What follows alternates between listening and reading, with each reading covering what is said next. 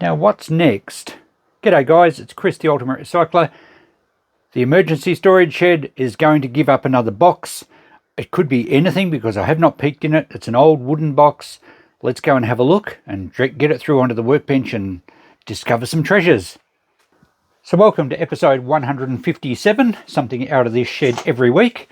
Just clicked over 3 years if you haven't been watching. And that box there is the next one. A really nice old Shell Motor Spirit, or known as an oil box. There's another one underneath.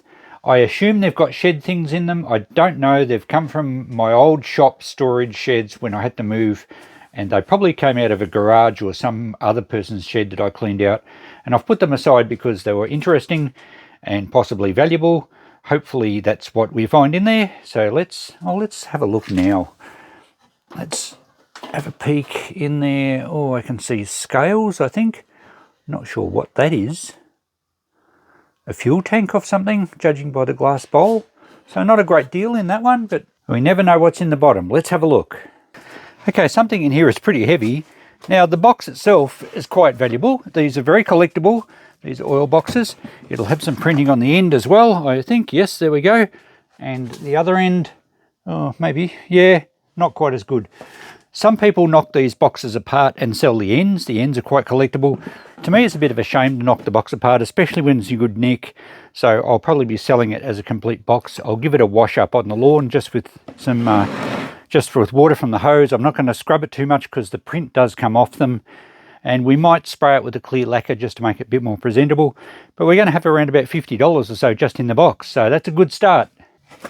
Now, what's in it that was making it so heavy? Well, this is a fuel tank and it's not overly heavy. It's a JAP, J-A-P, according to the top, which were an English company. I can't remember let me think, it's J.A. Prescott or something like that. I'm only guessing, I'm probably wrong, but it is the initials of some English gentleman who presumably started an engine manufacturing plant. So this is a fuel tank of probably about a 5 horsepower stationary engine, might have been on a farm implement, a slasher, a saw bench. It's not a large fuel tank, so probably more of the smaller size. Looks like the cap's still okay. Would be brass, would have been nickel plated brass. How bad is the tank inside? I can't quite see. I'll have to get a light in there. It's probably a bit rusty. Probably still usable though. You can actually coat these old tanks with a special resin to seal them up. I have done that on a motorbike tank once before that had rusted through. So you can save them if you're restoring an engine and want the original tank. It's nice to see the little fuel bowl here. Sometimes you find these little glass bowls in boxes. That's what they suit, a little fuel tap. And it's basically a sediment trap because water sits on the bottom of fuel, or at least petrol or gas. For you guys in the States, water always goes to the bottom, so you would see that in the bowl there. I think it has a bit of a filter screen up underneath. So that's a good way of basically checking the quality of your fuel coming out of your tank, especially if it's got water in it. So that's got to be a saleable tank. We'll check that out later to see what it's like inside. Next we have some lids. A willow boiler lid. Now I did get a whole heap of lids out of some boxes. There's a few more in here quite a while back, and I'll put them in the shop at $5 each, and they have been selling. People come in looking for lids to suit certain things.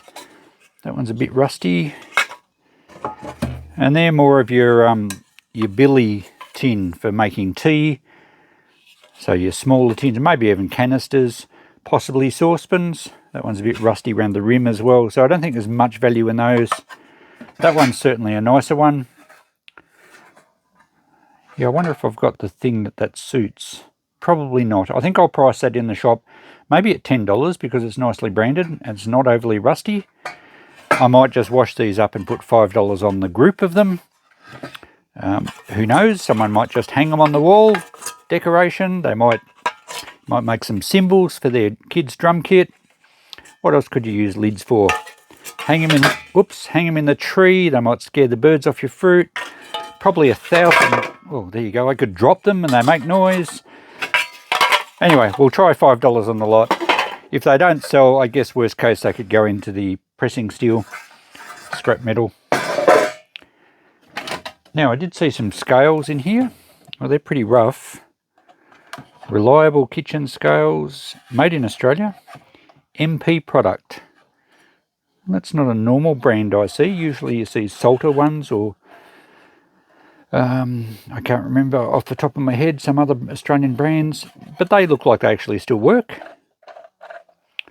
You don't really need the original tray for it. You can certainly just sit a plate on there and you can adjust this screw here to tear it. Well, that's a bit seized up. But I'll wash them up. We should get at least 10 for those. Nice old Australian-made kitchen scales. Alright, here's where some of the weight was. We have a pulley hook. Really nice old piece, that one. It's going to be at least $10. Could probably hang that way as a block and tackle pulley. So yeah, nice rusty metal. I'll give it a bit of a wash up so it's not so dirty in the shop. I have some old grinding wheels here. Now I'm going to throw these out. As I mentioned in a recent video, you never know what these things are like. They could be cracked, although you can actually usually give them a tap and listen for that ring to know if they're cracked or not. But the bonding agent that's holding all the grinding compounds together would no doubt not be as secure and strong as it was when it was first made. And with high revolutions, these things can literally explode. Extremely dangerous. So I've got to throw those out, unfortunately. Is this a cheese box? Some sort of wooden box? Oh, it is cheese. Kraft cheese. Not in the best condition. These boxes turn up quite often. It's interesting. I think someone's remade this one because the advertising as it is on the bottom. So I suspect, and there's some holes at the top, I suspect that, let's look at the ends. Yeah, the writing's that way. So someone's put a top on it. I don't think it's worth repositioning. It's unlikely to be actually used as a storage box. I'll just clean it up. It can sit in our kitchen room in the shop. Hopefully it comes up a little bit nicer than that, and we'll get at least $10 as an old piece of advertising. Now, here's what some of the weight was. What a great spanner. Very early, an implement spanner of some sort, probably an old plough or something. Obviously you have a hammer option here for when you really need to take your frustrations out on something. They don't look particularly precise, the jaws. They're fairly rounded. That one's been ground back. Someone's done a bit of a modification on that one. At least they've made a more of a square jaw out of it. So I guess if you've got the wrong size spanner and need a larger one, and you've got an angle grinder, well, no problems. Make an adjustment. It's just pretty hard, of course, to go back to the smaller size. I guess if you've got a welder, you could do that. That's a really nice piece, even though it looks like it's been lying in the dirt for many years. I don't know that it had any brand on it. Maybe it did, but it'd be almost impossible to read now. We will clean it up a bit.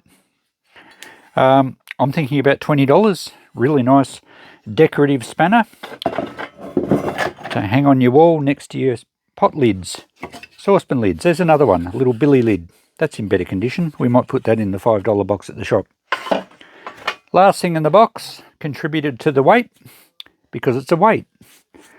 Looks like it's a 4 pound scales weight. Too heavy for most kitchen scales, balance scales. It's probably more likely off something like wool bale scales or railway platform scales, something like that. I have got some scales on the deck, but those ones take the weights with the slot in them. But yeah, I usually put these in the shop at $5 each and people buy them. They're great paperweights. Something like that would actually make a reasonable doorstop. It's big enough. We'll give it a clean up again. Maybe a quick spray with clear lacquer makes them much more presentable. That's the end of it. Oh, no, it's not. What do we have down here? A little spanner. And it's branded Connolly, 1/2 inch SAE, 3/8 SAE.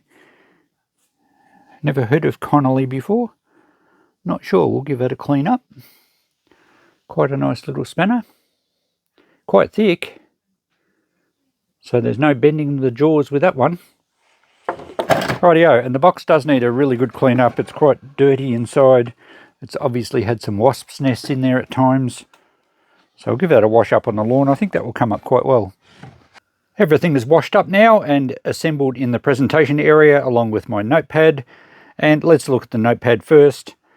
Prices, I did adjust them a little bit as I went through, depending on how things cleaned up. 75 on the oil box, it did come up very well. Large spanner, I went 25.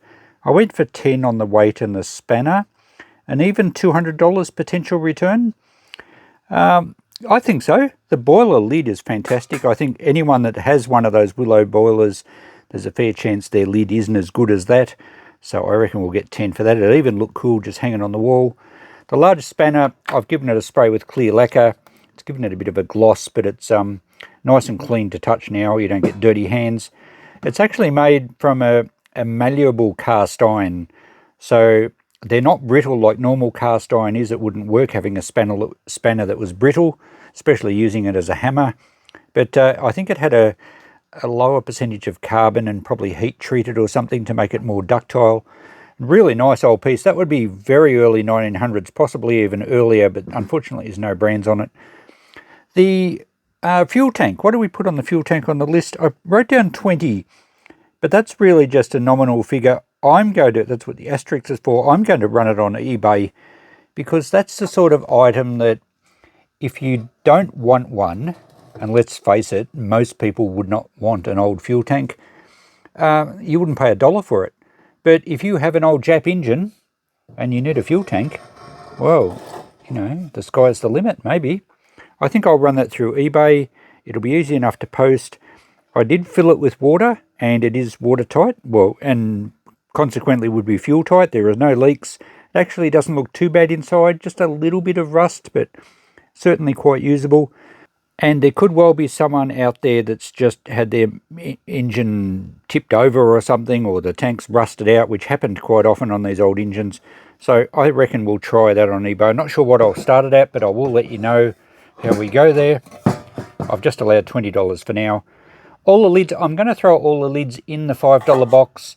And my reasoning there is that, even these old rusty ones, I do sell these to people that have a large cast iron kettle, and invariably the lid is either missing or it was a tin lid and it's rusted away, and that's around about the right size for a cast iron kettle, and they paint them black and they look magnificent. I think most of the kettles originally had cast iron lids, but for one reason or another they all seem to be missing. So I think what will sell those is actually the sizing of them. And I do get people come in looking for those at times. So we'll go 5 on all those. There's 4 of them, but I did only write down approximately $10. So we're not, being a little conservative there. The scales here cleaned up quite okay. I did spray those with a clear lacquer as well, just to give them a little bit of gloss. They've clearly been hand painted by somebody. The adjuster here does actually work with a bit of force, so you can tear off whatever plate you put on there, and you could actually use them to weigh, I presume it weighs in pounds, yeah, up to 26 pound. The pulley hook here, I think I wrote down $20. It's a nice old one. It's not branded, unfortunately. I have had these with brands on them, and particularly furphy ones I would have probably put on eBay. They sell very well. This lacquer is a little bit tacky still. It hasn't dried yet, but it looks a lot cleaner and neater, and I'll hang it up in the shop. And they're nice decorative items. I think we'll get our 20 for that. The scale weight, again, cleaned up really nicely. You can see that we could barely read that before, so I'll try for 10 on that. The cheese box came up okay. I think I went 10 on that one. And the shallow oil box, as I said, I've priced it up a bit higher. It's really good condition, really good condition. It's a little blotchy at the moment because it's still drying. And a tip for you guys, if you wash these boxes up, all I used was a soft bristle brush like this one. It's actually an old car wash brush, and just gave it a bit of a gentle wipe over with the hose, because as I said earlier, the print will come off if you scrub too hard when it's wet. And importantly, dry them in the shade.